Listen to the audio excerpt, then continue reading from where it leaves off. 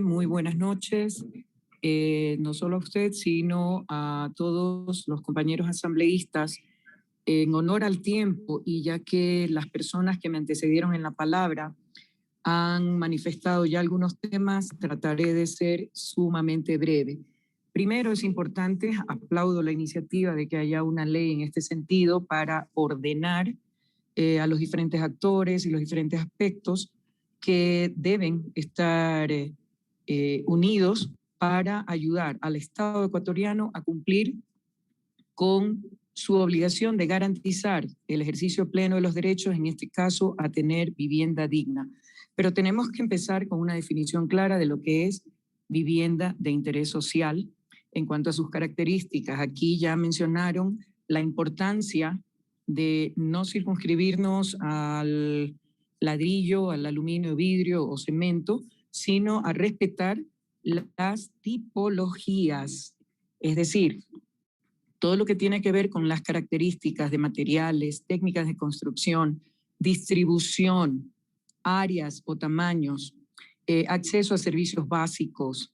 El abordaje de los servicios básicos también es particular a zonas rurales, urbanas, culturas, etcétera, a regiones de nuestro país, clima y obviamente complementados con lo que tiene que ver con la cultura, la tradición, las características de las diferentes regiones. Si es zona urbana, si es zona rural, de costa, sierra, oriente, Galápagos, cada una tiene su particularidad.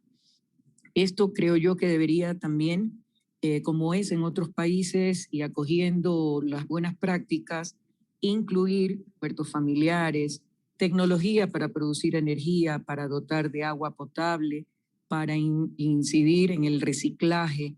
Esto a la vez genera pequeñas microempresas que pueden a su vez redundar en ingresos para los núcleos familiares. Recordemos que la construcción es una de las actividades que más genera empleo directo e indirecto y la demanda de servicios y productos.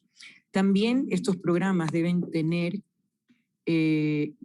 como objetivo fomentar la convivencia armónica entre quienes comparten los espacios públicos, la vida en comunidad, la solidaridad, la práctica del reciclaje, del trueque, entre otros. Adicionalmente, ya que se han mencionado los GATS, es importante que en aquellos sectores donde existan asentamientos irregulares se vaya a procesos ordenados de legalización, porque parte del construir vivienda de interés social debe llevar consigo la propiedad del terreno en el cual se asiente. Eso como introducción. Ahora, como hemos hablado de que se trata esto de un debate, voy a ir mencionando los artículos y luego lo pasaré oficialmente por escrito para que pueda ser considerado en la revisión para segundo debate. En el artículo 1 hay que agregar alquilar, asignar, asignación. En el artículo 5 deben amarrarse los datos no solamente al MIES, efectivamente estoy de acuerdo con lo que señaló Vanessa, deben haber priorización y enfoque hacia grupos de alta vulnerabilidad, pero también partiendo de datos del censo. Recordemos que el año pasado tenía que haberse actualizado el censo y no se pudo por el COVID. En principio está planificado para este año, sin embargo no se ha mencionado nada del tema. Y los datos que constan en el Instituto Nacional de Estadísticas y Censo.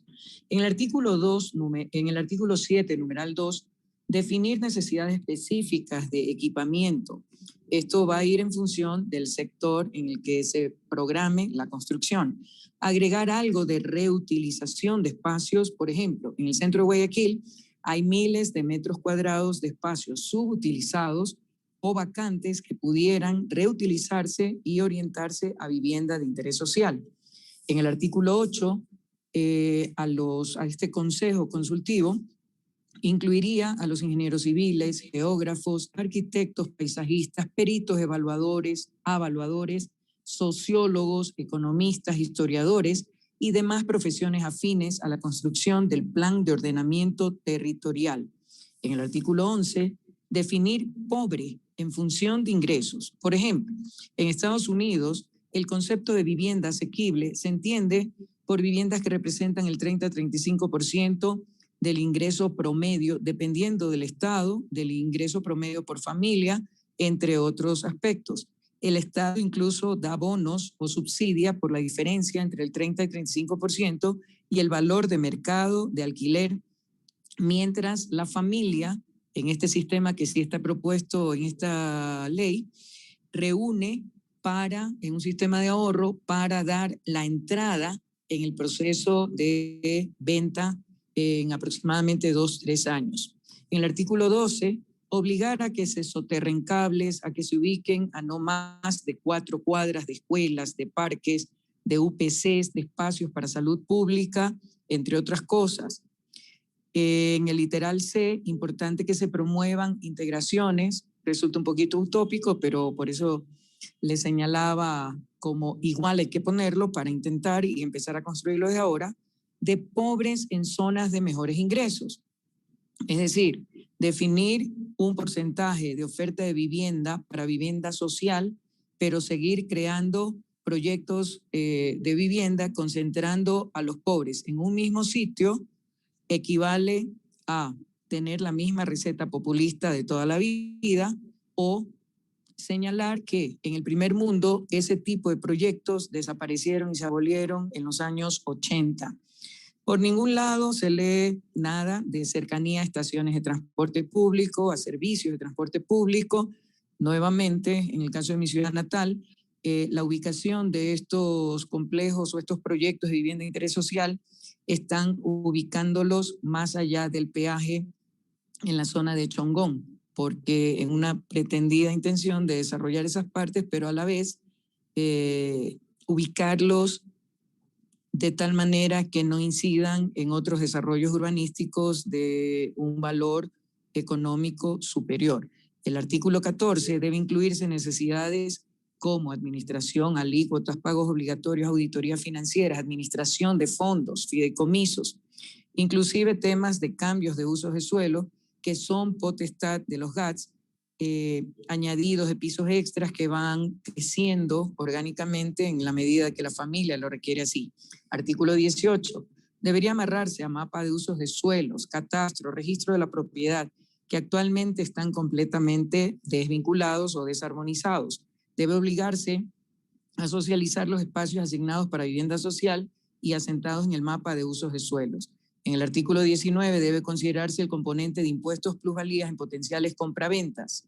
Artículo 20, incluir conceptos como cuscos, alturas, retiros, regulaciones de formas, implantación, metraje cuadrado, mezcla de usos de suelos, de vivienda con comercios, con oficinas, entre otros, acceso a cadenas comerciales, malls, espacios mixtos, exoneración de impuestos, incentivos a las empresas que promuevan la construcción y aquellas cadenas que invierten en terrenos mapeados para espacios de viviendas sociales, en la definición de usos de suelo, en los planes de ordenamiento territorial. En el artículo 23 se debe empujar límites de crecimiento horizontal. Los recintos deben ser compactos, deben mantener carácter, deben asegurarse que estén bien amortiguados las cuencas y las poblaciones que están, por ejemplo, a orillas de un carretero para que los ruidos, el tránsito no afecte a la convivencia armónica de cada familia. En el artículo 25, incluir algo de silla vacía, que se respete el plan de ordenamiento territorial, el mapa de usos de suelo. Los cambios de uso de suelo deben ser socializados, no deben responder solamente a necesidades de vender a través de contactos del MIDUBI. Por ejemplo, tengo un terreno que puede servir negocio, tengo mi ingreso, pero no se han tomado en cuenta otras consideraciones. En el artículo 31, oferta nacional de vivienda social debe estar consolidada, sea venta o alquiler, así como funciona en el primer mundo. Así, si hay dinero para invertir en otros temas, seguramente habrá para armar un buen sistema que acoja esta ley y permita obtener los objetivos y las metas que se persiguen. El artículo 35, fideicomisos, administración de fondos, si incumplen, cómo se debe actuar, hay que señalar cómo se debe actuar para sacar a aquellos que no pagan y poder reasignar viviendas a otras familias que lo necesiten y estén dispuestos a responder. Como comentario general... Un minuto, por favor. Sí, ya termino, gracias. Como comentario general, el documento está muy bien orientado, bastante bien orientado a la vivienda social, tipo un solo toque, a menor escala, fabricación en serie, poner a varias familias pobres en un mismo sitio. Existe la necesidad definitivamente de gente sin hogar, pero el manejo del tema podría ser más innovador en términos de alguna manera generar incentivos a los constructores para usar terrenos en las partes casi consolidadas que están votadas por años, las de la Junta de Beneficencia en ciertos barrios, desarrollo en altura, desincentivar la expansión horizontal de la ciudad que exige ampliar los límites urbanos cada vez, comiéndonos sectores de producción agrícola y rural para la producción de alimentos, vivienda unifamiliar, espacios, barrios donde viven solo familias pobres, entre otras cosas. En el primer mundo, dentro de barrios considerados de clase media hacia arriba, hay un porcentaje pequeño de vivienda social, de venta, de alquiler, y los chicos de esa manera tienen mejor acceso a servicios, a escuelas, a lugares, entre otras cosas. Ojalá esta mesa pueda darle un giro, incorporar todos los cambios necesarios al COTAC, al LOTUS, entre otros cuerpos legales, para que esta iniciativa, que aplaudo y apoyo, de trabajar en una reglamentación de la vivienda de interés social, se convierta